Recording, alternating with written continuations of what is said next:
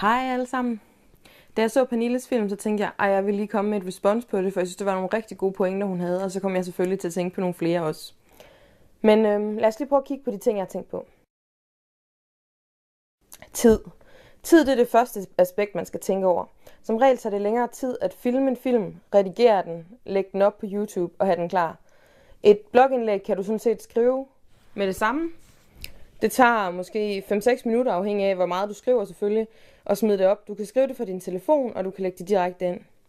I dag er det også muligt at for eksempel videologge fra din telefon, men du kan ikke få de samme muligheder for redigering, som du lige hurtigt kan gøre. Det tager lidt længere tid, og de programmer, man skal bruge til at redigere på ens telefon, det er stadigvæk lidt mere indviklet, end hvis du sidder ved din computer og kan redigere.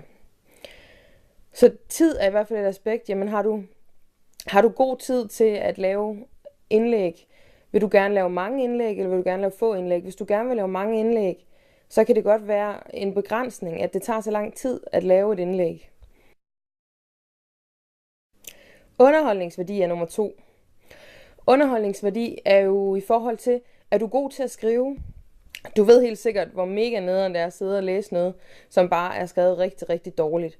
Hvis du ikke er særlig god til at skrive tekster, så kan du enten bestemme dig for, at jeg vil være god til at skrive tekster, og derfor begynde at blogge.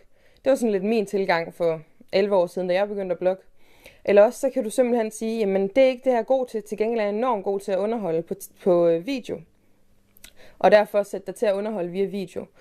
Men det, som jeg sidder og gør lige nu, nemlig bare sidder og snakker ind i et kamera, det er der rigtig, rigtig mange, der gør. Så det næste punkt, det er målgruppe. Hvem har du lyst til at ramme? Hvem vil du gerne have skal se din film eller læse din blog? Nogle mennesker, de foretrækker jo at se film. Nogle mennesker, de foretrækker at læse. Hvis du vil lave en tema-blog, kan det være en fordel, at du bruger rigtig mange medier. For eksempel, at du både tager billeder, viser videofilm og skriver tekst. En temablog kan for eksempel være om mode, eller heste, eller mad, eller børn, eller et eller andet i den retning. Hvis du tænker, at du gerne vil kommentere på dit liv, så kan det altså meget hurtigt blive, mindre inspirerende at se på nogen, der bare sidder og snakker ind i et kamera. Men det er jo bare min holdning. Så hvis du gerne vil vlogge, og det skal være om dit liv, så kan det godt være, at du skal overveje at bruge nogle andre ting indimellem i din klip, så du også får noget forskellig effekt, fordi det er jo det fantastiske ved video, at det kan så mange ting. Du kan sætte musik på, du kan spole frem og tilbage i sekvenser, du kan klippe en masse ting sammen. Du kan give et helt andet indtryk, end du kan på tekst. Omvendt kan man altså også skrive nogle enormt underholdende indlæg omkring sit liv, sit hverdagsliv.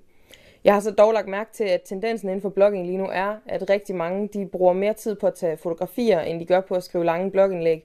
Og de blogs, som har meget, meget lang tekst, der er det kun dem, der er virkelig, virkelig dygtige til at skrive, som har mange læsere. Ellers så springer folk simpelthen over dem.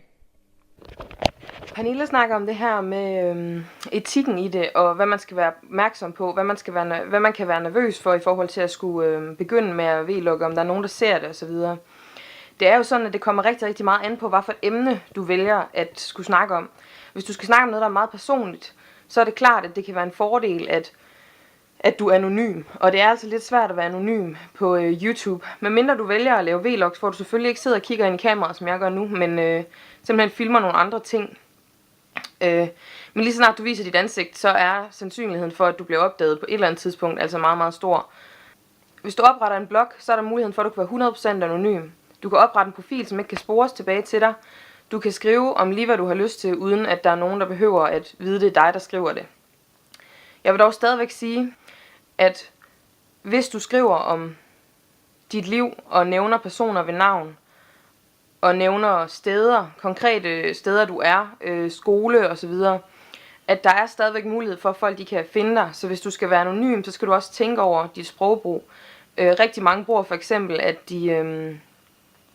de slører deres billeder osv., men det er ikke altid nok, for folk kan godt genkende billederne, hvis de tilfældigvis kommer forbi din side. Og man kan jo håbe på, at du får mange læsere, og derfor at der er mange, der tilfældigvis kommer forbi din side. I forhold til, hvis du blogger, kan du også få respons på din måde at skrive på, og hvis du vlogger, kan du få respons på din måde at være på kameraet.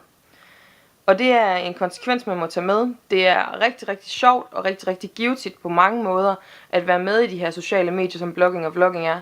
Men du skal også bare tænke over, hvad det er, du lægger ud, hvem det er, du portrætterer, både dig selv og dem, du kender, og selvfølgelig også, om du kan acceptere, at der kan komme både positive og negative kommentarer tilbage til dig.